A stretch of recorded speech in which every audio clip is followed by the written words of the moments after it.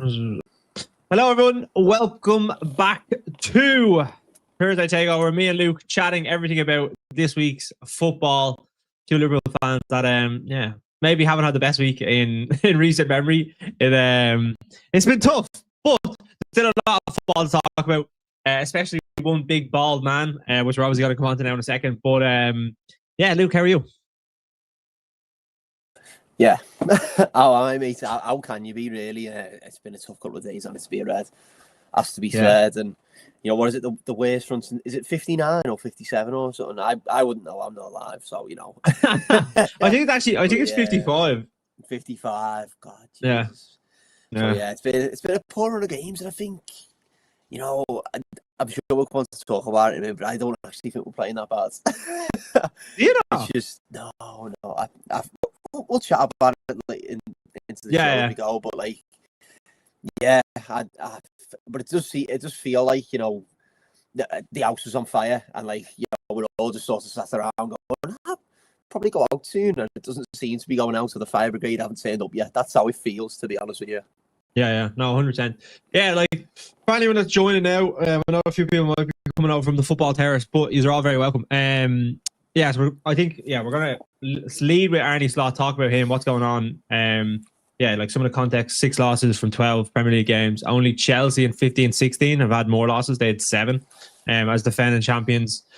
The worst run of defeats since 1955, as Lucas said. Like, some of the players that we have, like, I think Szoboszlai is probably the only one performing, but we're going to get into it now in a second. Obviously, have to talk about, like, Chelsea, big win for them against Barcelona. Arsenal against Bayern Munich. The English teams are obviously doing really well in the Champions League so far. Obviously leading on to this week, where another round of fixtures, another round of big fixtures that I have to talk about. So I suppose, we might as well just get straight into it. First question: Arne Slot, in or out? It's tough, you know. Joe, it's really tough. It's tough because, like, Jamie, me and you were there in the final game of the season, and like, that's probably one of the best days of my life, and like, I'm sure you're likewise. And he gave us that moment. But are we being really sentimental when we should be being quite ruthless and saying he should stay and turn it round? Because if he was at any other football club, he would be sacked by now. I think the issue is, though, it's because, like, who do you bring in? Like, who do you actually bring in? It's the manager market's really limited. I don't think there's many world-class managers out there.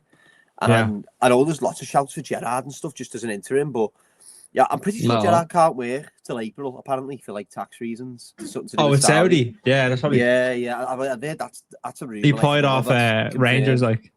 Yeah, so that's a rumor. Like, I don't know if that's confirmed or not, but like that's one thing. But it's also like, that's the biggest Ole Gunnar Solskjaer appointment of all time, isn't it? Like, imagine like we bring Gerrard in and he's boss and we win the FA Cup.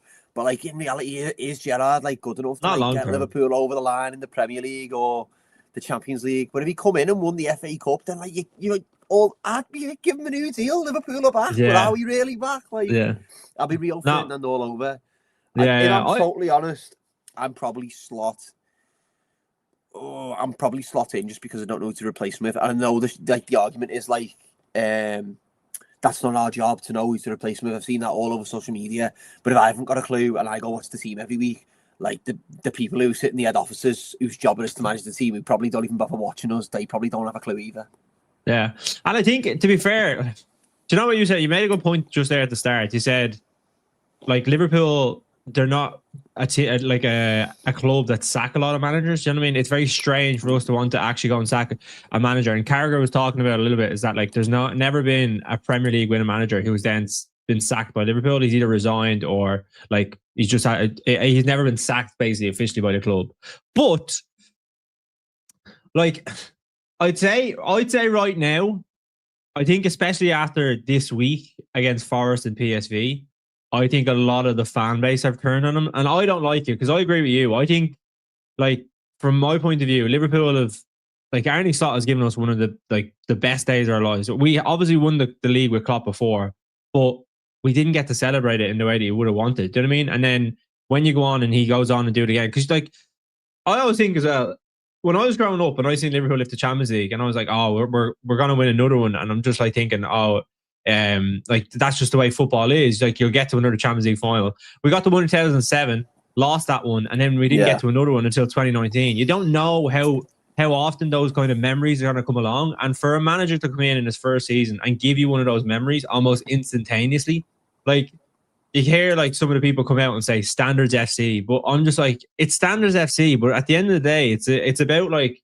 as you said, me and you like standing in the back of the Kop, like watching Liverpool lift the Premier League. They're memories that are going to last you the rest of your life. And I think as a club, I like how Liverpool operate in terms of, it's not like say the Man United model where like you see like they get rid of, obviously Ferguson leaves, they get rid of Moyes, and then they're just constantly on this hamster wheel. And obviously there's other stuff in the club, that the foundations of it, whatever. But at the end of the day, that's their model in terms of how they do things. And I don't think that's a model that Liverpool want to be kind of getting involved with. I think even though the results have been terrible, like I think it's 9 losses now in 12 games. Like that is like, that's relegation form. Do you know what I mean? Like we lost to Forest, who were 19th, PSV, who obviously are in the Dutch league. You would have expected Liverpool to maybe not even have to fully turn up, and they probably would have got a win. But like to get absolutely dismantled by both of them, like that's worrying. And I'll throw back to you now. But what do you think of like the kind of situation? We can talk about tactics, but I'm more worried about like the players and how they're performing. Like, what are your kind of thoughts on like some of the performances from some of them? Yeah, I think some of the performances are absolutely woeful, and this is probably ties into my point I made earlier about maybe not sacking the manager, just because like I think some of the players are like trying to get him sacked. Like, I don't know, we talk about that with Man United all the time, but that's actually how it looks. It really looks like some of them are trying to get him sacked. Like, like Gerrard against Blackburn, he nailed the penalty over. That meme when he puts the penalty over the bar and he goes, fuck this, and puts it over. Yeah. Mate, Mikel Arteta, he's playing with blinkers on. Like, honestly, he's pretty much guaranteed a mistake every game. Milo Kerkers, bless him, lad, he's been thrown in at the deep end, and I reckon his last 2 performances, and the worst losses have probably been his best performances, and he's getting, in my opinion, he's getting there. But at the start, oh my God, was he absolutely woeful. You know, and then Curtis Jones and Szoboszlai stuff, like, Curtis Jones, I thought, has been pretty poor of late. Yeah. But against Forest, he didn't know where he was playing. Like, was he at right back or was Sabo at right back? Like, the instruction from the manager wasn't there for that one. They were just alternating. No. You know what I mean? Yeah. I thought, he was the one, to be honest, who I thought was actually a bit better last night, because first half, I thought we played well yesterday. I thought we played really well, to be honest, and I thought we were unlucky to be drawn at half time. And it ties into what you're saying as well about like PSV. Like, PSV at home in the Champions League is a guaranteed 3 points any other season. It really is. You see that draw come out, PSV at home, Champions League, 3 points. Easy. Yeah. So we've got you're looking for the Madrids, the Inter Milan away and stuff. You're like, that's tough. Yeah, I've looked at it. I've gone, Karabag, Frankfurt, PSV, all right, we've got a minimum of 9 points there. Like, and we've been rolled by them. It's embarrassing. It's absolutely embarrassing.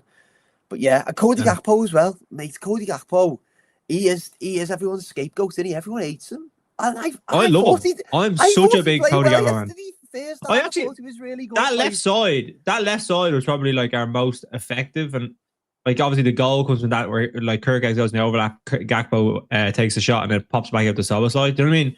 I think Gakpo.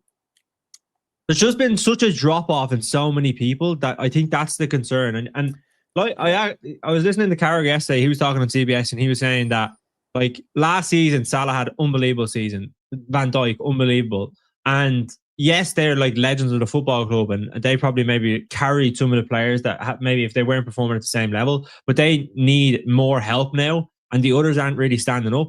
Like this thing with Curtis Jones and Szoboszlai at right back, like. We have spent 450 million. How have we got ourselves in a situation where we don't have a right back that we can like put in there? Even like Joe Gomez, why aren't we playing him? You know what I mean? Why can't we take Kanate out and like rotate it in some different way? Like Kanate needs to be taken out for his own sanity, for like his own mental health. And I think that's where like you can, and like with Slot tactically, or like just some of the changes that he's like doing. I think he's almost panicked and he's like making the wrong decisions because of the situation that they're in. But yeah, like I'd say right now it's probably like 70-30 out, which is like mental.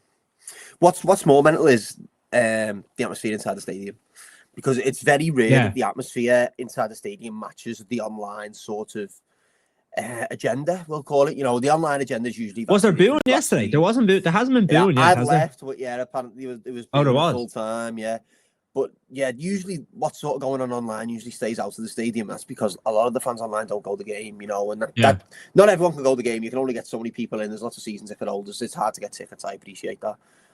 But like at the moment, the online sentiment and like agenda is matching the atmosphere in the ground. Like, and it got to the point there where as soon as they went 3-1 yesterday, no one wanted to be in that stadium. At 2-1, you're still a bit hopeful because, like I said, the first half performance looked like it was there, but that second half performance was like next level bad. Like it was so poor. And like you said, you need to touch on the senior players like Salah and Van Dijk, and they probably do need a bit more support. But the pair of them yesterday were absolutely woeful, like woeful. Yeah. So. You don't know what the answer is, do you? It's really that's why these conversations are so difficult, because usually there's just a massive answer and you're like, why has he not done that? But like there is no answer at the moment. The only thing you can ask for is rotation, like you're saying, and rotate a few of these lads. And I made the point earlier of like, I think that's how you get the fans back on side, because you know, I said yesterday after the game, I said, listen, if you play Endo and you play Joe Gomez, who mustn't be fit, but if he's not fit, why is he on the bench? By the way, it's ludicrous. If you play Endo, you play Gomez, and maybe you play Rio Engamoa. Rio Engamoa takes a few lads on, he gets the crowd excited. Get the crowd involved. Yeah, Endo flies into a few tackles, you know, wins the ball, gets the crowd up for it, and then you just don't have to look at Ibu Konate. You know what I mean? You don't have to think about him. And even if the result ended up the same, if you had them big tackles and moments, and you had a bit of trickery from Rio and a bit more excitement, and you could see if they tried, if they looked like they were tried to win the game, then you can swallow a defeat. Yeah. But the problem is, yesterday it looked after 70 minutes that nobody was trying, and that's when it's hard to take as a fan, especially when some of the ticket prices are ludicrous at the moment. Yeah, 100%. Just for anyone that's joining now, you're all very welcome. We've 10 in, a few more coming over from the football terrace. I think they're wrapping up soon. But make sure to drop a like, subscribe to the channel. But mine and Luke's is in the description. So appreciate any support. But let us know your thoughts as well. Are you Arne Slot In or Arne Slot Out? I have it on the poll. Let me know what you think as well, and put in your thoughts in the chat. We'll call a few of these out. But to your point there about like rotating the team, I think it's kind of one of those where you have so many new players. Like it's like Isak, Ekatike, like who these put in. Like I've seen people saying that Ekatike is in form, and he's in form more than everyone else, but he hasn't scored a goal since the derby, which was 2 months ago for Liverpool. He hasn't got a goal contribution since the derby. So it's not like he's like ripping things up. Now he did look, he looked probably a bit more lively yesterday when he came on, but like I think with Salah and Van Dijk especially, I think the levels that they were at last year, it was almost like you could play with like some players that maybe aren't chipping in as much as they needed it, and then if they popped up with the odd goal, then it would be fine. Do you know what I mean? But like just with them obviously dropping their levels, you don't have those kind of. Right now, I'd probably say you don't have any world-class players in the team, like playing to a world-class level. Do you know what I mean? Like you have people with like really good ability, but you don't have any of those world beaters. Like if you look at, say, like obviously Haaland with Man City, they obviously have someone that can contribute, but they only have him. But he's obviously doing the business when he needs to for the most part. Obviously, Arsenal have a lot of different players. Like you look at like this season, like Eze, Gabriel, Declan Rice. I mean, they have world-class players in world-class form, and that's something that I think we just don't have right now, and we're relying on people that obviously we spent big money on these world-class players and we expect them to come in and hit the ground running, but it actually feels like we didn't think about like what the kind of process was, because if I look at the players that we brought in, right, and I was looking at like some of the numbers. I talked about a little bit about this last week. Like we brought in Kirkes and Frimpong, who are ball progressors, or ball carriers, sorry, and Robertson and Trent, who are ball progressors. They were happy to go in the overlap, but they were predominantly really good with, like, say, getting a ball into like really quickly into our forwards or our midfielders, whoever it is. Then you had like an engine room of a midfield, which is okay, is something that we've been really successful at. So then you bring in Vert, who's obviously changed that dynamic a little bit, and we've kind of reverted back to that as the season gone on, where we have that kind of tree and playing Vert out on the left. Then you have like Isak and Ekatike, who they're not really like pressing monsters in the same way as, say, someone like Darwin Núñez or Luis Diaz, who played up front last year. So we've changed like 3 key areas of how we play. And I think you can't change things about your team because, like, say with Trent going, you have to obviously adapt because of how good he was. But it feels like we just tried to change everything about the team. And I don't know if that's like, this is where you'd have to ask Slot. It's like, who chose these players? Was it you or was it like the scouting team? Because Liverpool's scouting team was like really well renowned. You know what I mean? It's talked about as like one of the best, but they very rarely get things wrong. But it feels like they've almost got every transfer wrong this season, other than maybe Ekatike. Yeah, and I think I've got to sort of turn and point the finger at them. I think Arnie's probably got a little bit less control than what Jurgen Klopp did in that regard. If you read someone like Jurgen Klopp's some of the stuff he's put out after being Liverpool manager, essentially like he talks about the Núñez stuff and how much of a say he had in it, and he basically makes out that like the scouting team was there, but they presented the transfers, and he had quite a big say in what went on. I don't think Arnie's got that, and I think you can tell that in his, isn't his title first team coach? He's not titled as manager; he's just titled as first team coach. So I imagine, he had some sort of say in it. I imagine he was present in the meetings. But I don't think he would have had the final word, if I'm totally honest with you. And I think, I think it's because he was basically seen as like our man. Like he kept, it was almost like his style of football fit our identity. As in, like what Liverpool tried to do with the hiring was keep the identity in the high pressing intensity football and get a manager who plays that way. Who's going to fit the identity and sort of carry on from what Klopp's built. And it's like, essentially it hasn't worked in the long term. Obviously it worked last season, and we pressed a little bit less, but we still playing attacking football at times. I mean, after 2 or 3 goals, we keep the ball and see the games out, and that's what was needed. This, like, Jurgen Klopp evidently could have won the league with this team, and he didn't. Arne Slot managed to do it. But like, when essentially now he's tried to change the system, we don't press as much at all. We don't have them pressing players like the Núñez, like the Diaz that you speak about, and the identity is moving away from this high pressing, high intensity football to some. All the data shows we've bought these players so we can play good in the counter attack, which is mean we actually sit in quite a lot and just go on the break. Yeah, but then we're not doing that, so it's really strange. Yeah, and I think we've obviously touched there about like player performances, but I think this is where I start to look at Slot tactically, and this is where like I have a bit of concern. So like Liverpool, we don't have the players that will press. So Gakpo's not like a really, really good presser. Isak and Ekatike, they're not like that kind of aggressive presser. Salah obviously can't do it now, but we're kind of relying on Szoboszlai to lead the press. He did it really well against Real Madrid, and granted, they probably maybe played into our hands a little bit in terms of like how they actually want to try and play through us.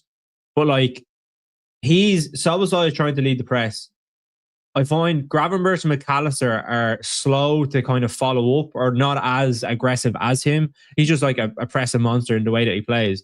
And what happens is that because we basically, and I've seen this so many times yesterday, like we kind of went to like a 4-2-4, and it's just one pass, and then you're just straight in on top of us. Like for their second goal, no, sorry, was it the first goal? But no, I think it was just before they scored the second goal. They created a chance, and it was like Szoboszlai went to press. Salah was just caught out, and then straight away they're in at like Gravenberch, McAllister, and they have like an overload on the right hand side. Do you know what I mean?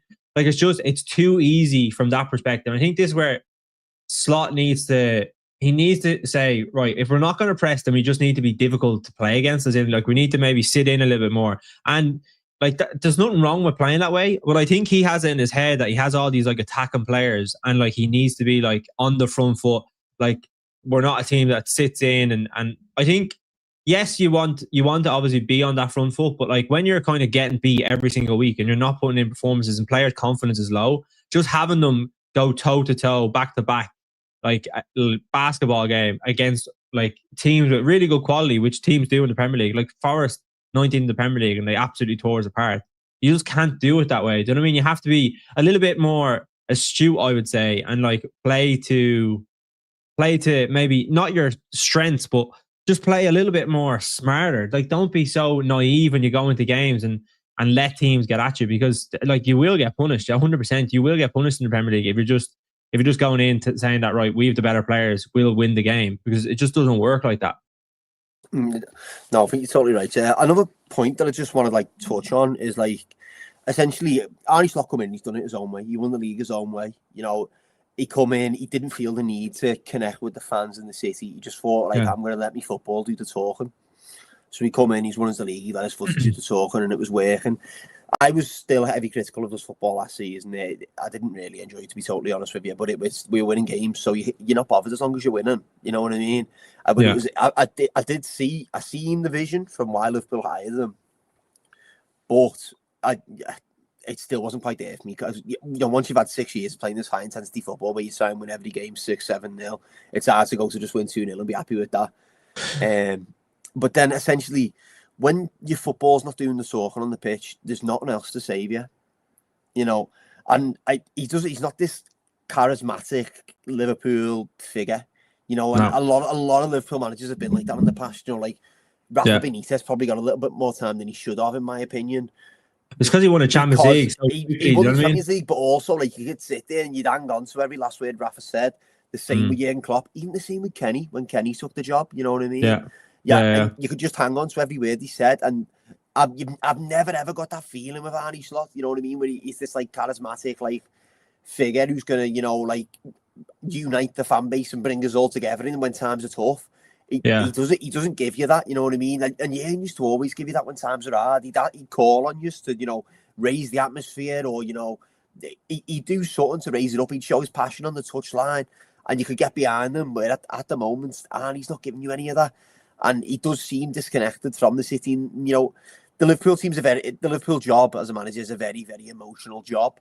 And if you want to, like I said, if you want to not sort of integrate into that and be a part of that, that's totally fine if you're winning football matches. But the moment it goes wrong, this is what happens. Yeah, no, 100%. I think there is something to be said about obviously him coming in and doing it his own way. Because I think if he had came in and tried to not be himself, like tried to be like Klopp, it would have been kind of sought out. Like, I think Liverpool fans and like were very easy to see through that. Do you know what I mean? Like when you're trying to just put on a persona that like isn't you. And like at the end of the day, you don't want that either. But at the same time, with how Klopp was, and say like when Liverpool went on that run where they lost six games at home, that was disappointing. But at the end of the day, like you're not going to be looking for Klopp out or anything like that, because of obviously he's taking you on a journey from like the doldrums of football up to like European champions. Do you know what I mean? And at the end of the day, like that will give him more like leeway. Whereas Slot has obviously come in, he's won the Premier League straight away, and it's almost taken for granted that like, all right, you won the league, but like at the end of the day, you're not Klopp. Do you know what I mean? You're not going to get that same time, which is, I think it's unfair, but like it's just the reality of the situation, I think. No, I think it's the same. I think well, what's this question here? Luke. Would you still have your opinion?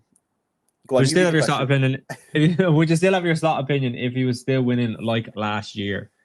I think I had that opinion anyway last season, if I'm totally honest. But like if you're winning, it doesn't matter, does it? If you're winning, it doesn't matter, because that's all you're bothered about. You win the game, you're like, oh yeah.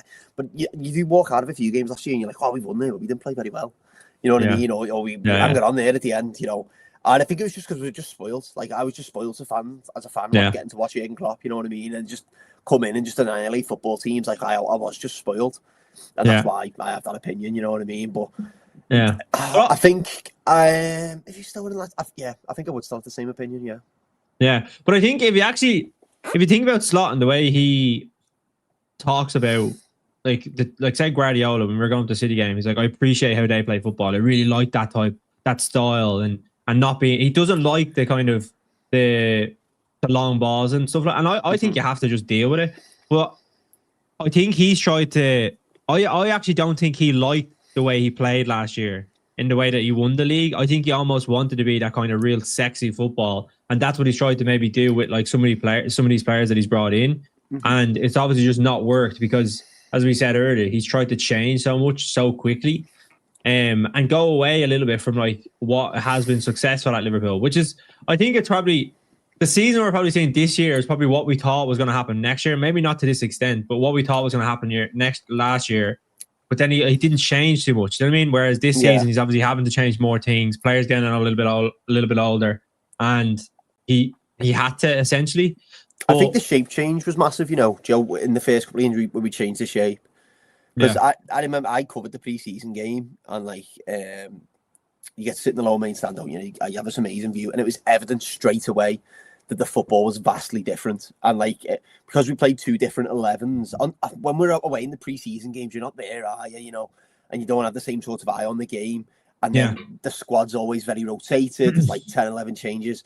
But when he played the 2 11s against Bilbao pre-season, from the minute of kickoff, you could just look at the shape and went, wow, this is very different. And it did look very exciting. It did look very silky, but was this going to work in the Premier League was essentially the big question. And evidently it hasn't. And it's because he changed so many players and he tried to play with a 10. And essentially last year, he did just ride the coattails of Jurgen a little bit. You know, he needs to be given more credit, in my opinion. But he did come in and just play the 4-3-3, and all the top teams in the world play the 4-3-3. I don't understand why we're trying to play with a 10. We're trying to play with 10 because we bought Florian Wirtz. We're just trying to fit him in, to be honest. Yeah, I think. What do you think of like the situation with? I'm about to lose my train of thought there, but no, I agree with you. I think he has tried to change a lot, but do you think that like that was out of necessity? Like he had to change it because of obviously all the people that have obviously like all the changes that he probably needed to make. Maybe last year, but he didn't have the budget to do it, and he wanted to maybe sort out a squad. But he had to make those changes this year. Maybe I don't know to the same extent of like all the 450 million had to be spent this summer, but I think he was almost forced into it, in some sense. Yeah, I think he was pushed a little bit into it as well. You know, what we say that like it's him. We don't know if it was him. You know, we don't know how much to say he's got. But Liverpool were forced into making huge moves in this window. Like Luis Diaz is killing it, but he did not want to stay at the football club. So you can say like we should have kept Luis Diaz all you want, but he wanted to leave, and he wanted to leave 2 summers ago. You know what I mean? So Luis Diaz had to go. We were all calling for Darwin Núñez to be sold, and we sold it. And to tell you what, I'd love swapping back. Honestly, I'd love swapping because he was just he was a pressing monster, wasn't he? Like, and you know, if you weren't going to put the ball in the back of the net, at least he'd come on and excite you. You know what I mean? And just try and just put in loads of effort. You know, he weren't the greatest footballer of all time. It's just simple football, like in essence. Yeah, it was. He'd just come in and be a workhorse, and sometimes he didn't. Well, sometimes, most of the time, he couldn't. You know, he didn't have the final touch at the end of it, but.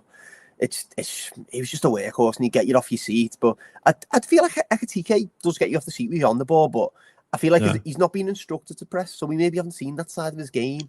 I mean, yesterday, what comes to mind yesterday is I think at 1-1, he takes a man on as a shot, keeper saves the ball, and then he actually recovers his own shot from the corner flag because he's running more than anybody else. And I think Salah's just stood there, just watching the ball, and I just thought, wow, like you need to start running for each other here. So I think Ekitike's got that side of his game, but I think it's, you know, instructions. And then you look at the left back. We were all crying out for a new left back because Robbo looked like his legs were gone. And then Robbo's having a bit of a resurgence this year. The left back we've brought in, he was probably the best overlapping fullback last season in the Premier League. And we brought in him and like, you know what, we're going to play you inverted. Sit back there, do something you've never done before. Just sit back in the fence. We're actually going to play you inverted on the inside, and then we're also going to tell Cody Gakpo not to pass you the ball. Yeah. Like, it's absolutely ludicrous. And then this Florian Wirtz fella's come in, and we bought a fella who's absolutely brilliant at football, but just does not fit the system we play. So now we've got to change the whole system to play him. Like, it's the transfers. I think the hand was forced and we needed, but some of them weren't. Like, did we have to go out and spend all that money on Florian Wirtz, given he didn't fit the system? Probably not, to be honest. Will it work out in the long term? I hope so. Yeah. I think the first one, though, I think that had to happen. Maybe, I don't know, maybe you could look a bit more closer to home, but I think that did have to happen more because of the fact that we were losing our biggest creative asset in Trent. And I mean, he wanted to leave. We couldn't keep him as well as, say, Diaz. So I think that was something that we had to do. And I think it's more a case of similar to what we were talking there about Slot and like the sexy football side of things. I think he wanted like that kind of creative 10 that couldn't like dictate play, would be like the center of like everything that would go through it. But I think we're kind of right now, I just think we're actually caught in between what Klopp was as a team and what that Liverpool team was, and just knowing everywhere where to be on the pitch at every moment all the time. And I think the issue is now is like we're trying to transition to obviously this new slot formation or whatever tactics you want to call it. And we just like we're unsure of like where to be at that moment or in the game. And we're just like completely lost or caught in between the two. And that's why we keep on getting caught out. I think. Just go on. Read the question. Yeah. Footy corner. How are you, brother? If he was at any other club, he would be out after winning the Premier League. Is not true. Yeah, I other than maybe Chelsea, like Premier League managers have been sacked after they won a Premier League. I think Chelsea and they've done it with Mourinho, Ancelotti, and who's the other one? There was another one that they did it. Not a clue. Yeah, and then Claudio Ranieri as well. He got sacked. So, like, it does happen, but like, it's like, respect to any Chelsea fan in the chat. Do you want to be a Chelsea, like a club the way Chelsea like rotate managers like that? I mean, Liverpool have never been like that, and for a lot of Liverpool fans right now, they probably have never asked for a manager to be sacked. Like a generation of Liverpool fans have grown up, maybe like say watching Klopp. And like maybe they started following like Liverpool properly when they were 10, and like that's what their memory was of Klopp. And now it's like they're asking for a manager to be sacked at 21, 22. It's weird for them. Do you know what I mean? So I don't want to be that type of that type of club that is like consistently asking for a manager to be sacked. But it's just he's not going to get the same time as Klopp did. It's just not going to. It won't work like that. The North Red, how are you? You were here last week, mate. 3 games coming. We simply can't lose any of them. This fall off is staggering. I've never seen the like. I'm struggling to see how this man turns it around completely. Lost faith in him. Yeah, I think I'll let you answer that, Luke. But I think that's what a lot of people are feeling. I think that's the consensus in it. Can he turn him around? And the argument sort of, I understand. Maybe I don't agree with it too much. I don't know. I'm probably sort of in the middle of it. Is if you keep Arnie now, what's the point in sacking him in January? If you keep him now, then you need to stick with him and sort of try and let him solve this, I think. And also, as we touched on earlier, like I don't think there's many managers out there who can fix the problem. And is he going to be the man to fix it? And who do you bring in to fix it if not? Because I understand what he's saying, but how do you actually resolve? Who do you bring in to fix it? Is it just a fresh set of eyes?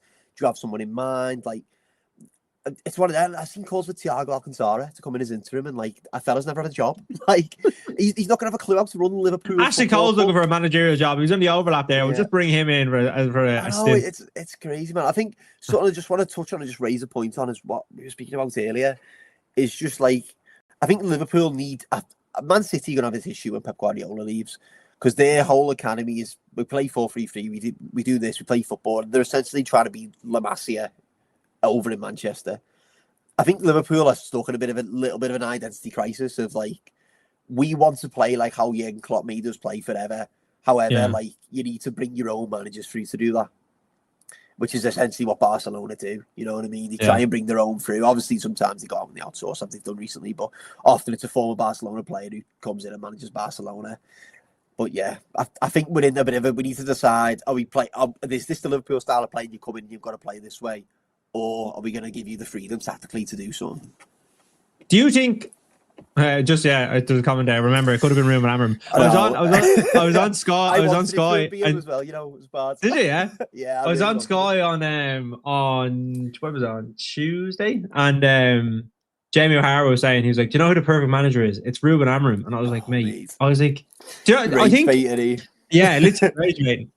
But like people, I think the 3 at the back, it makes sense like when you look at it, but I just don't know if we actually like throwing on an extra centre back would, especially Joe Gomez. Maybe if it was Gahey, I would understand. But like even that formation, like you really need a manager that understands like tactically how that would work and like how to get the best out of the players. Like I wouldn't go for Amorim if there was 3 at the back. I'd go for Glasner in that case. But do you know what I mean? But then coming on to why I was saying that, what do you think a Liverpool team has to be like aggressive on the front foot, Klopp style of football, or do you think that like it can be a different type of football? It could be like a Pep style, or I don't know, like say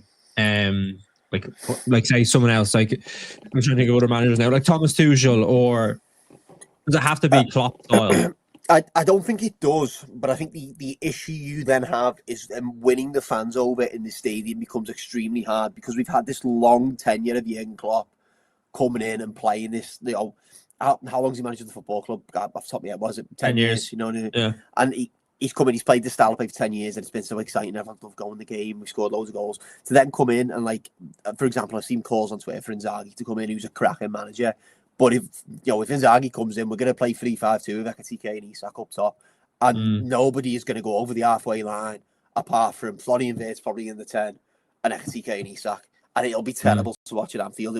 We might win football games, which would get you out of jail in that sense, but it'll be awful football to watch. And I think I don't get if you come in and you win games, it's fine, you get away with it.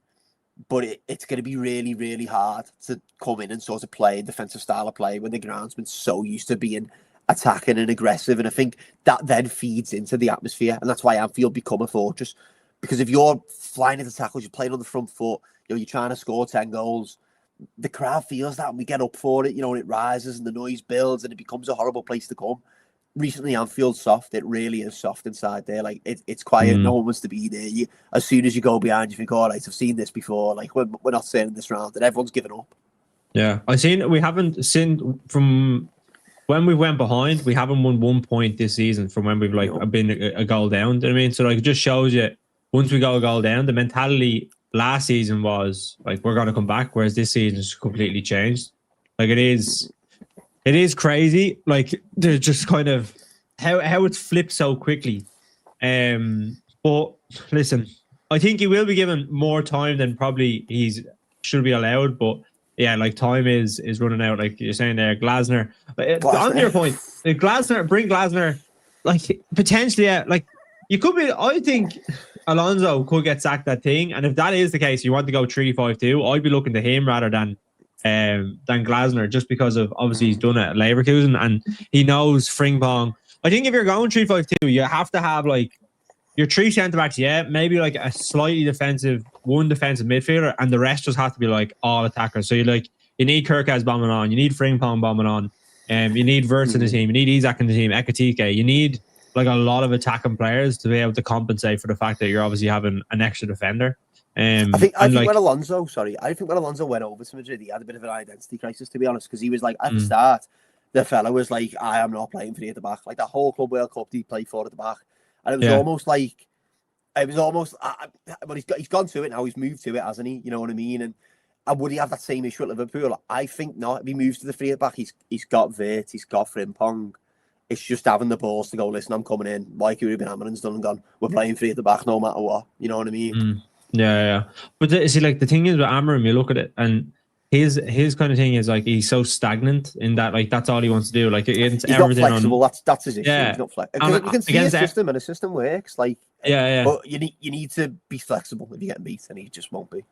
Yeah, but against Everton, like they playing 3 at the back and like against 10 men. Do you know what I mean? Like you need to in that situation. Maybe fair enough. You don't need to change it straight away, but like you need to be able to adapt to different things. And I think that's what I'm saying about Liverpool maybe sitting back a little bit, like sitting back and defending. Like we done it under Benitez for the majority of the game. You know what I mean? Like teams that were better than us, we sat back, made it really difficult for them, and we won a Champions League off it, and we won an FA Cup off it. You know what I mean? So it's not like Liverpool fans are like saying you can't play that way. But like to what I was saying to you there about playing a different style, I think Liverpool fans, they don't mind what way you actually play. I think it's more a case of like how you act on the pitch, like how you go out and carry yourself. Like, are you going to push yourself around the pitch? Are you going to make tackles? Are you going to be like aggressive when you need to be? But I think that's probably what we're not seeing right now. And that's when you're saying about like the inside the ground is like just not there. It's because like there's nothing to be kind of there for. Whereas like you're getting beat every week and like you're still putting yourself about. I don't think Liverpool fans they obviously would be disappointed, but like they understand that you're trying, it's just not clicking. And I think that's the concern. But Zebra says Slot was only a coach for 2 years here in Holland before Liverpool came. 1 year at AZ, second year Feyenoord, then Liverpool. Things are new to him, and Premier League is the top league. Yeah, 100%. He is a young manager and manager's term, but like it's almost. I think the fact that he's won the Premier League actually hampers him now in this situation, because like everyone's like, well, you won a Premier League and you spent 450 million. Like, go and do something. I think just respond to that. I think if this was last season and he comes in and the style changes straight away, I reckon he gets a lot more leeway. It's just like you said, he's won the league, and now we played one way last season, a different way this year. Yeah, no, 100%. Zebra says it's on Liverpool to fire him or give him time, but as a Dutch Liverpool fan, Premier League is tough on him at the moment. Yeah, no, 100%. Yeah, it's just it does not. It's a very unforgiving league. Do you know what I mean? It's not like it's not say like other leagues like Bayern Munich could rotate whatever they want and like they can be fine. Do you know what I mean? They're still going to most of the time going to win a league 9 times out of 10. It's just you can't do that in the Premier League. Nordred says, so if he starts Konate and persists with Salah and West Ham, if that's the team, what are we saying before West Ham kickoff? Yeah, I think this is one of the questions that he's going to have to like figure out as well. Like, do you go like I think he should actually start Isak and Ekitike together, and I think his hand is going to be forced, but obviously AFCON coming up and Salah going, and I think that if he gets to there, I think that might be good for him because he might get to see the two of them together. And see what they can do. Like, is it a case of we need to play 2 up front rather than say maybe carrying Salah in the way that we are so far this season? I'll say now that Ibu Konate will start against West Ham. He will. He will. Joe Gomez hasn't played the 90 in how long? Ibu Konate will start the game. You'd only have an options really with Taro Endo at centre back or Gravenberch. You know what I mean? So Endo goes in the middle, Grav at the back, or Endo at the back, Grav in the middle, or maybe you move Andy Robertson inside. But like other than that, like what are you doing? Because if Joe Gomez is still not fit, as he keeps saying, you know what I mean, the fella's not coming on. He's not getting any fitter because he's not playing. He's not I was expecting him to start yesterday. I thought against that would have been the perfect game to give him minutes. Yeah, I thought he might have started yesterday, but I think him not starting is telling that he still isn't fit. And if he weren't fit on Wednesday, he's not going to be fit to start and play over an hour at West Ham, which is going to be a physical game. And obviously they've got a win under the belt. So they're going to hopefully not, but they're probably going to have a bit of wind in the sails. Yeah. No, but do you know what? Just to go on this comment, Taylor, thank you for the comment. You can't bring this many players into a Premier League winning side and expect it just to click. The team basically is in transition. The league is so high quality now that you just get found out. Yeah. Like, there's kind of just you're right and you're wrong, I would say, Taylor. More because, yes, like you bring in all these new players and it's not going to click straight away sometimes, but like sometimes it will. Like we've seen Chelsea bring in when the year before they won the league with Mourinho, they bring in a whole host of new players. They go on and win it. Do you know what I mean? It is possible to transition in with all new players. I think it's more a case of like the style is just completely different and the players don't fit it, or like they're kind of in between like what they should do. It looks like they don't understand it, doesn't it? It does look like they don't totally understand it. They look so disjointed on the pitch. Yeah, literally. I did, and that's what I was kind of. I did a video there yesterday, and I was talking. Do you know what actually reminds me of at the minute? Remember Ole Gunnar Solskjaer when he got sacked to United, and they lost 5-0 to Liverpool at home, and then they went and lost. They lost 2-0 away at the Etihad, and then they lost 4-1 against Watford. And the players at that stage, I think they just like it didn't matter what he had said, like nothing that he was, because the performances haven't been this bad. Like, do you know what I mean? We haven't been like. Maybe away from home you can get like beat, but like say 3-2 away at Brentford, that could happen even like it happened to a Klopp team. You know what I mean?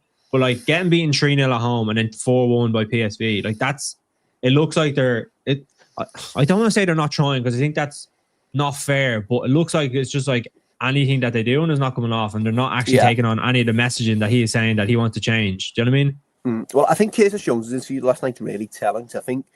Like being a scouser, and he's trying to see it from the point of view of the fans, and he actually does just say it's about having a bit of dog in you to go and put a challenge in, and he says me included. That pissed me off. That pissed me off because I was like, go and fucking go do it then. You know what I mean? Like don't put in a challenge. He was woeful yesterday, like terrible. Yeah, but I think you could see that frustration with him after the game. That I think he wished he stuck a foot in on somebody at least, and you know what I mean. I think he wished everyone else did.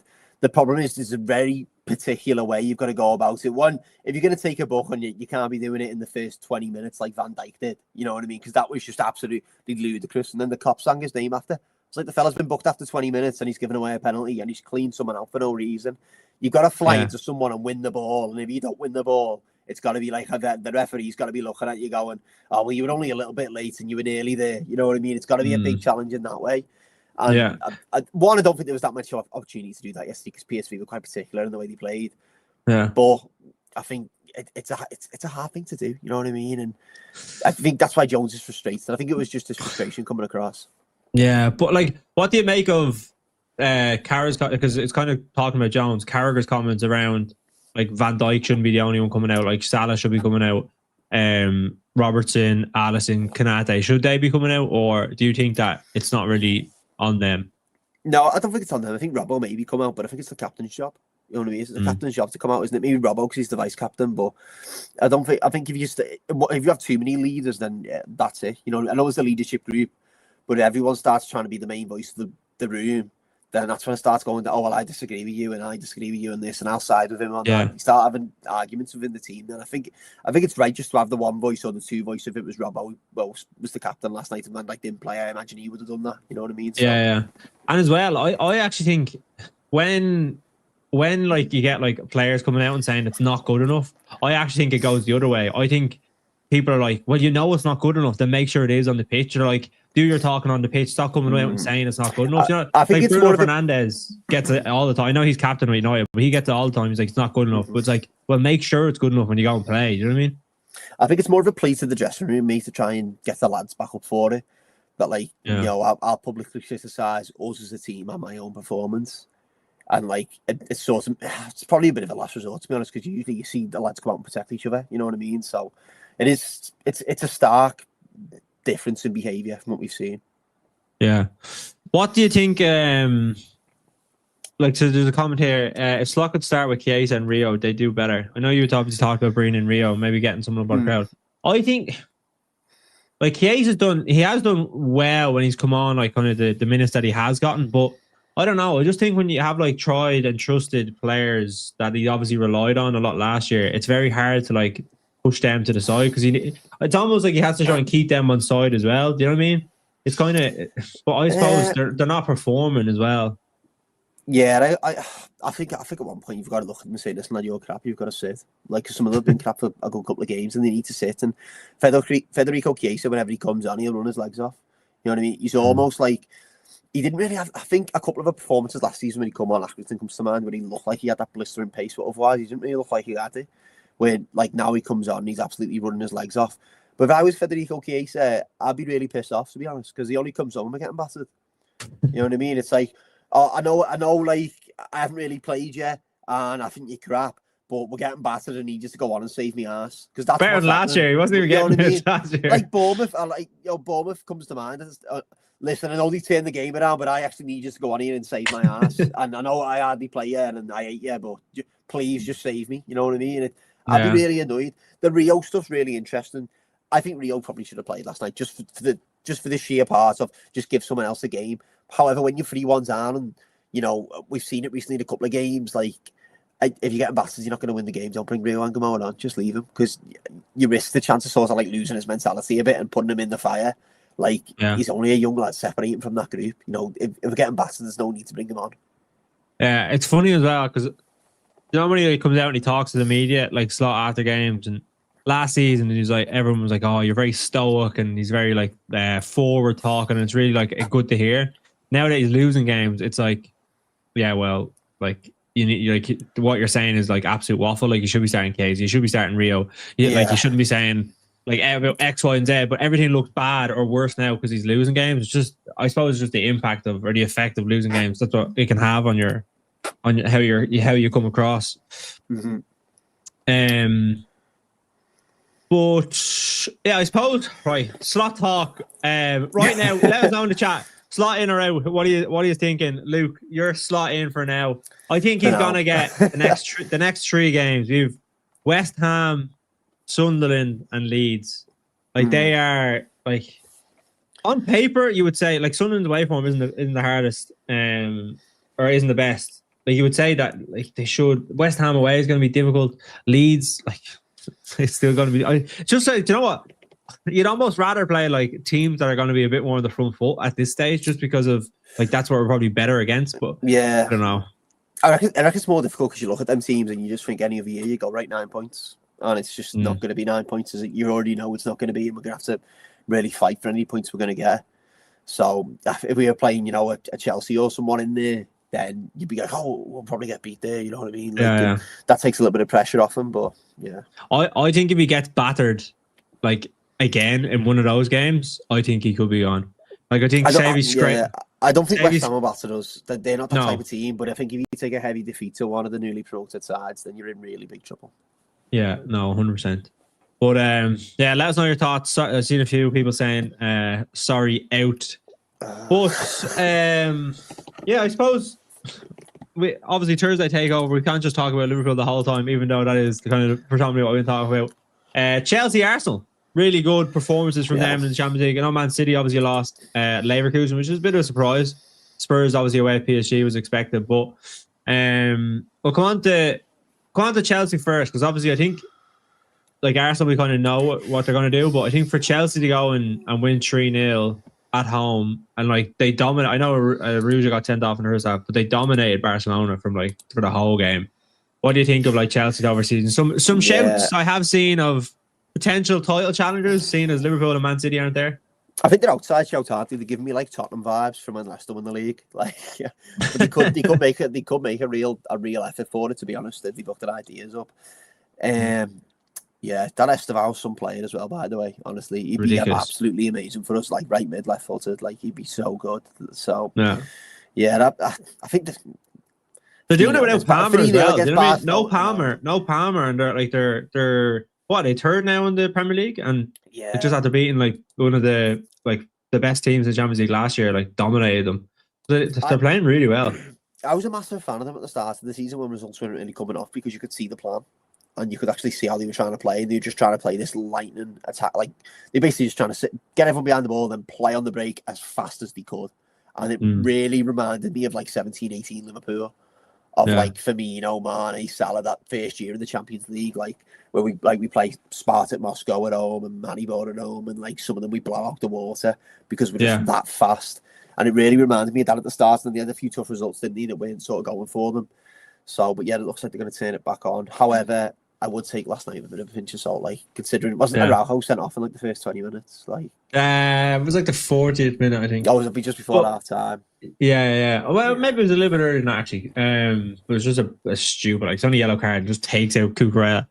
Yeah. But I think with that Chelsea team, it's really interesting, because obviously their transfer policy is just so different to everyone else. Just buy and the way they go. Yeah, but like they buy everyone they can, but they buy them young. So like, say if it doesn't work out, they can just sell them on for like, say, more or less the same what they bought them for, because their resale value isn't going to go down. Because realistically, if you buy a player for 21 or 22 and he's 25, 26, like his coming into his prime years, his value might even go up, even though he's not playing for Chelsea. Do you know what I mean? Like, you look at Drewsbury Hall, comes in from Leicester, doesn't get a game, and then he's able to go back out now, and he's playing really well for. Who are you bet now? Everton. Everton, yeah. Yeah. Do you know what I mean? So they can do that. Trafford. Yeah. So they can do that, and then sometimes you'll get like stars like Estevao. Do you know what I mean? Like, where you get like an unbelievable baller, and he could be like, you could see Real Madrid coming in for him in 3 or 4 years time for like 120 million or something. Just like the type of level that he's playing at right now. But I think that there'll be. With Chelsea, I think because they have so many young players, and to the other side of it, they'll probably have a little bit of a dip where maybe they don't have that experience to kind of maybe push them through like some difficult patches, which will eventually come. But they're really like the one thing I'd say about Chelsea, really exciting to watch now because of all the young players that they have. Like they're just like, they'll take a game to a team and they might lose it, but they'll try and go out and attack. You know what I mean? It's enjoyable football to watch. No, definitely. But yeah, then on to, it's actually the big game this week, Chelsea against Arsenal. Obviously, Arsenal probably, I would say that's kind of up there. Maybe not obviously against Real Madrid, it was unbelievable last year, but I would say like in terms of a week, beating Spurs 4-1 after Man City and Liverpool both lose, who are kind of your title rivals in essence that you would have said at the start of the year. Then they go on and basically are playing probably the best team in Europe right now, and to comprehensively beat them at home. Like, you would say it's probably like they are the best team in Europe right now, and I'm looking at them and I don't see any weaknesses in them right now. What do you think? I think last season it's sort of, you could see the weaknesses when they started to get a couple of injuries, Arsenal, and I think they've sort of plugged them holes, haven't they? They've sort of like, all right, well, if Gabriel gets injured, we've got Hincapi and we can play Ben White and we've got Mosquera. All right, and then all right, well, we got Gyökeres now. We've got a proper number 9. You know, I know Marino's been up top recently, but it's that's the luxury of having a striker. You know a striker's going to be fit to play there. And I think I think Noni Madueke as well was a really good opportunity in the market to sort of bring in a winger that's like... It was heavily criticised when they bought him, like. Yeah, he was really heavily criticised, but like it was a good opportunity in the market. He didn't get burned for him. You know, he was good value. Yeah. And you knew he weren't going to come in and start. You knew he was going to come in and sit. But you need that type of player. Like, he very much reminds me of like the Jane Shaqiri signing. You know what I mean? The who? Shaqiri for us. Like, Shaqiri, sorry, yeah. Someone who's going to come and they're going to, they're not going to play every game. But when you need to call on them, you can bring them on, or if someone gets injured, you've still got quality there on the bench. And they've plugged a few holes like that. And they've also got players like Martinelli, who's not starting every week. And Gary Martinelli's class. And when he's not starting every single week and they're rotating it, that shows how many options they've got. Yeah, like Madueke yesterday, like he comes on and scores the winner. Do you know what I mean? Calafiori comes on, he puts the ball in. Yeah, exactly. Do you know what I mean? So that like, they're able to do that now. Whereas if you were to criticise them last year, and I think Arsenal fans will say whether they will say bit hit or miss in this, but they did use it as an excuse to say like we had a lot of injuries, and yes, they had a lot of injuries, but as you said, their squad now is that case of like if Saka's injured, Madueke comes in. If Lewis Kelly is injured, Calafiori's there. Timber, Ben White, like Gabriel is out now. Gyökeres is out now. Like, and they don't look like any weaker. Even Trossard, like you haven't even mentioned Trossard there, and he's been brilliant. Like you've got so many options. It's crazy. Do you know what he reminds me of? Kite, like just like really Trossard. Good at like important goals. Like he's not like someone who's like. I think you'd love him if he's in your club. He just scores important goals all the time, and that's what Kite used to do for Liverpool. Yeah, I'm just trying to see how much they paid for him. 27 million they paid for him. God, yeah, he's a good deal, really, Wally, to be honest. Yeah, it's a good squad player. But like, obviously, I think Arsenal are gonna go on and win the Premier League. Do you think they'll go on and win the Champions League, or what do you think of that? Well, I mean, the way the Emirates is going at the moment, it looks like a bit of a fortress, doesn't it, to be honest? And the place sounds loud on the telly. I'm yet to be there this season, so I think I might avoid going, actually. Why? So, just the way we're playing, we're absolutely crap, and I don't want one of them. I don't want to be there. Go ahead. And we don't win there when we're playing well either. No, I might avoid that one. But when's that? That's the start of January as well. It's like the first midweek as well. 8 o'clock kick off. Like, trouser ticket. I'll go. But I don't know. I think it could derail the Premier League campaign a bit if they're trying to go all the way in the Champions League. But it might not matter by that point because they could be like 12 points clear. So yeah, I think. I don't see... The thing is, I actually, when I look at them in the Champions League, and the one thing I always kind of look for Champions League teams, like you're really good defensively. Because I think if you're not conceding loads of goals, maybe it was a bit more so back when we were growing up and you had the away goal rule, you had to be really good defensively. You don't have to be as good now, but I just think if you're... like it's like it's same in the Premier League. If you're not conceding goals, then like you don't really need to be scoring loads to win games or to get it over the line. And like if they go 1-0 up in the game, I think mentally... teams are like almost checked out because they're like, we're not going to get a chance to score. Do you know what I mean? Like, teams are struggling to take shots against them. Never mind get goals. Do you know what I mean? Any comments? Yeah. But I think Champions League. You never know with Champions League. I'm hoping Liverpool maybe turn around and give it a Champions League a good run in the second half of the season. There's the hot take of the stream. Liverpool win the Champions League. I mean, stranger things have happened. Yeah, stranger things have happened. And the way we're playing at the moment, we might actually be a better cup side. You know, just to sort out the defence, like you say. But I think what you say sort of rings true. Inter Milan sort of got to the final twice in the last 3 years, and they've never been amazing going forward. They're sort of just solid at the back, but that's our problem. We're letting in too many. Yeah, we need to score 4 goals to beat a team at the minute. Yeah.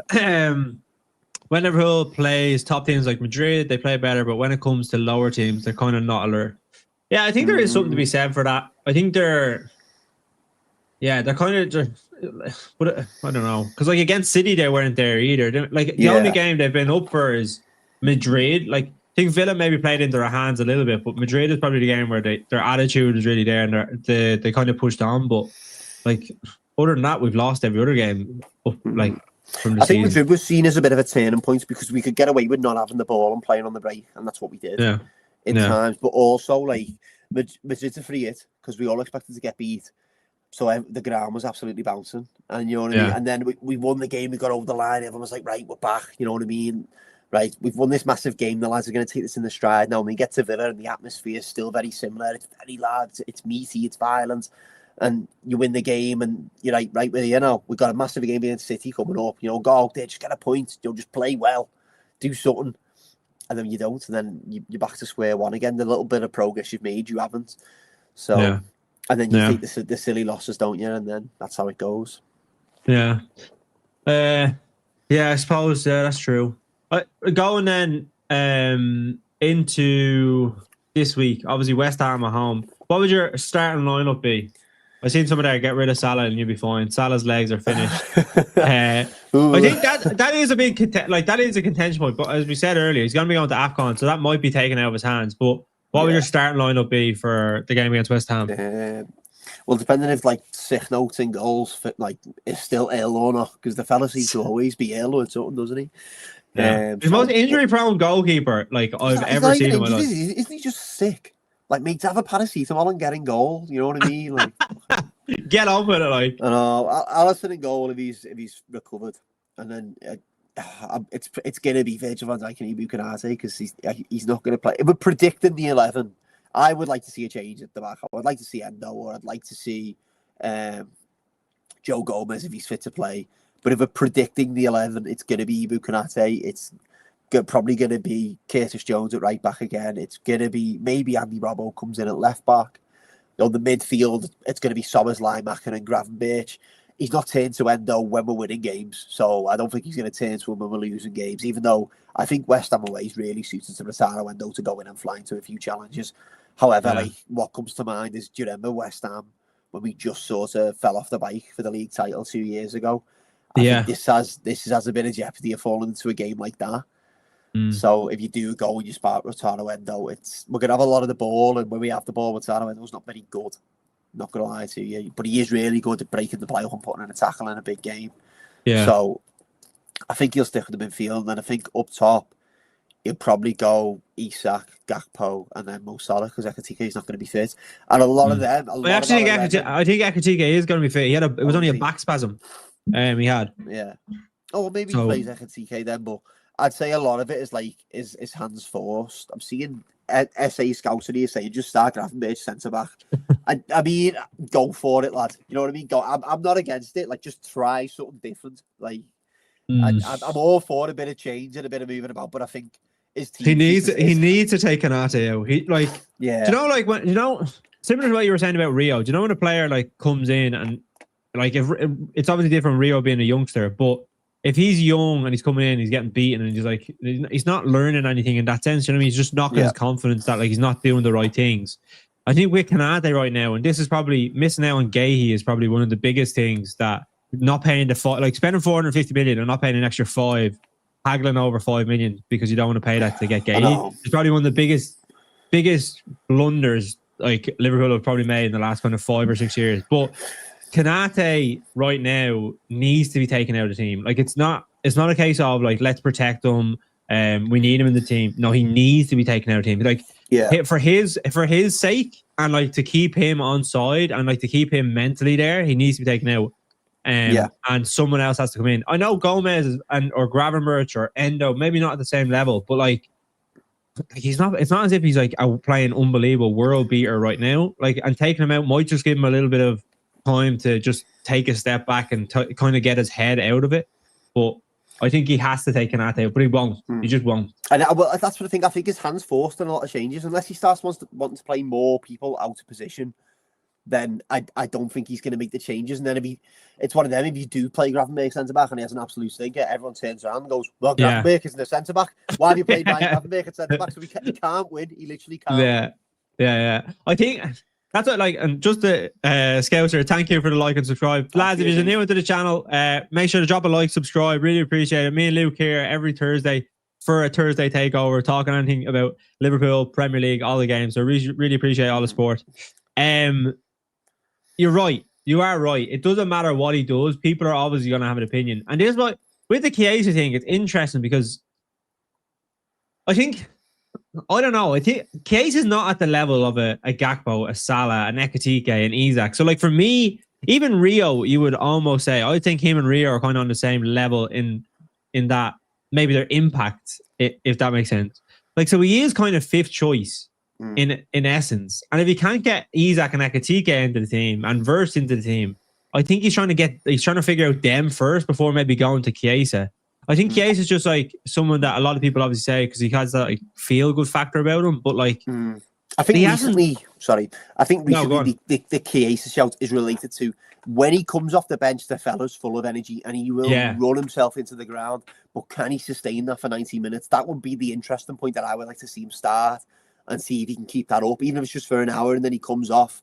Would he start the game with that same intensity as when he's being subbed on? Because that's why he's getting all these shouts. Yeah, because when the fella's coming on and we're getting beat, he'll run his legs off and he'll work. That's how you win the fans over as well. That's how you do it. I know. Work hard. Yeah, So wait, go on. Just go on. So your team was just with there. So obviously Kay's not in it, but you're going. Who'd you go right back? Jones. Yeah, Jones at right back. Just I think if Joe Gomez isn't fit, I don't think you play Joe. If Joe Gomez is fit, he plays centre back. You know what I mean? So then, unless you're leaving Canate in and then you put him right back. So either way, his hands forced. I think if Joe Gomez is fit to play 90 minutes or an hour at least, he starts as centre back and you take Canate out the limelight. So you're gonna have to play Jones at right back, given Bradley and Frimpong are still both injured.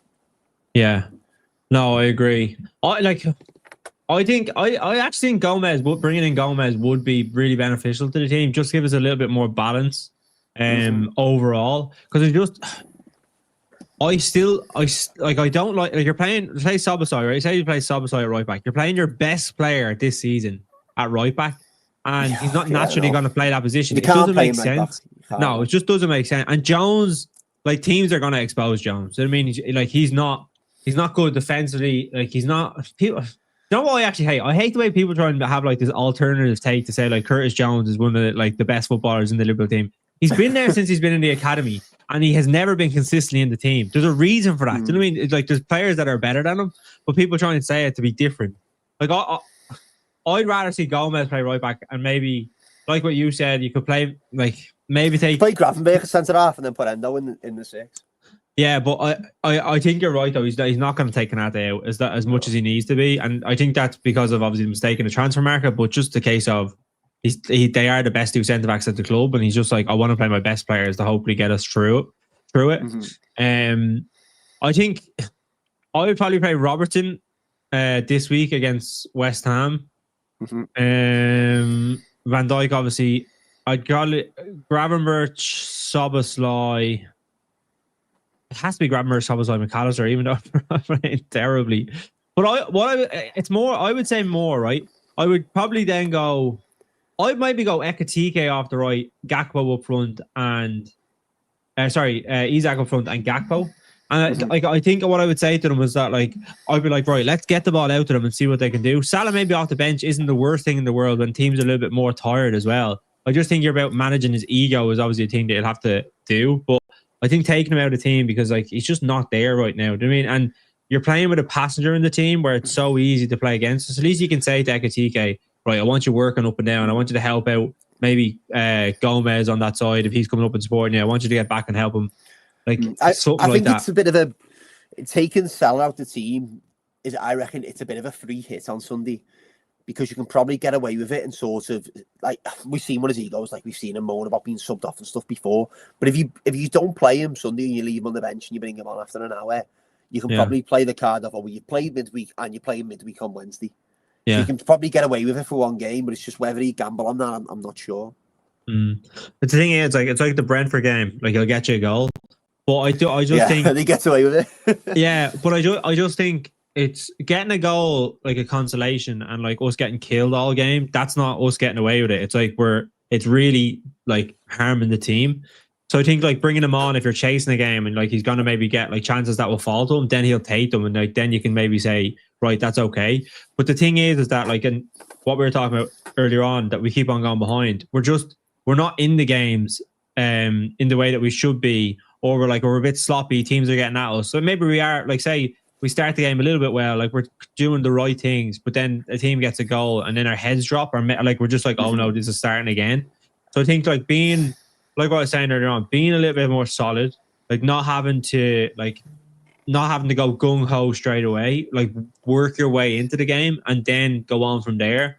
It might mean that the game is a little bit boring to start, but at least like we're a little bit more solid. We're kind of edging confidence to then go on and try and win the game and give us a chance to win the game. Like you see yesterday against PSV, like you're 2-1 down after what, like 5 minutes into the second half. Then like you're chasing the game. They obviously get another goal. Then it's 3-1 from a mistake, and then they wrap it up with 4-1. And the game's just taken away from you before you can even do anything. Do you know what I mean? Yeah, yeah. I'm seeing loads of shouts in the chat here for Endo as well, by the way. Like loads. Yeah. Yeah. I feel like it took Klopp a while to work out Endo as well. Don't get me wrong. Like it took him a bit, that season when we went close to the league and we sort of fell away in April.